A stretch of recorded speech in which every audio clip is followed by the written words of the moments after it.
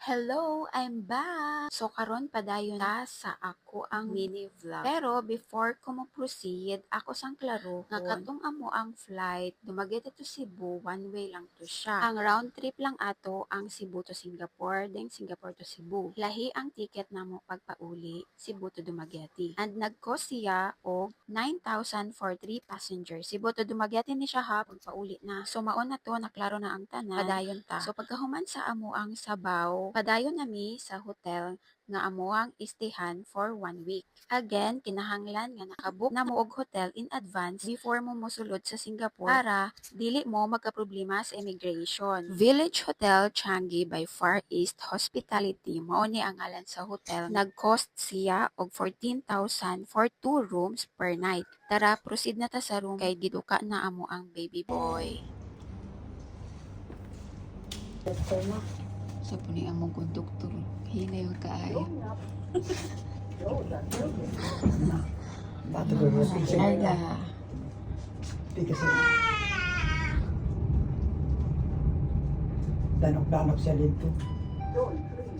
Honey,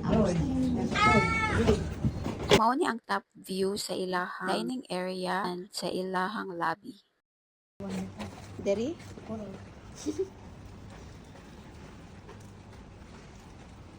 Mao ni amo ang room. Tara, mag-room tour ta. Sige, open.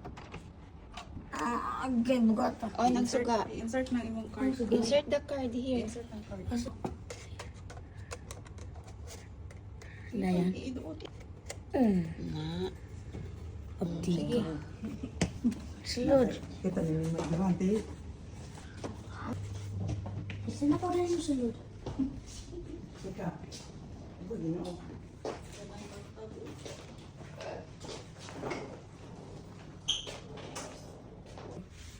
Sa di itsura ato. Sulod nga ni. Nga naglamisa. Oo. Puti tanana. Pero di social ang puntahan. Oh. Kung sa uli ay tumaglaro. After sa iyang tabi, nag-ilis, then ready to sleep na siya. Diri lang sa taman kay katulogon na among baby boy. Ugma na ang sumpay sa amo ang pagstay diri sa hotel kay basin mabalaw na muglantaw sa video. So that's all for today. Ugma na po. Thanks for watching.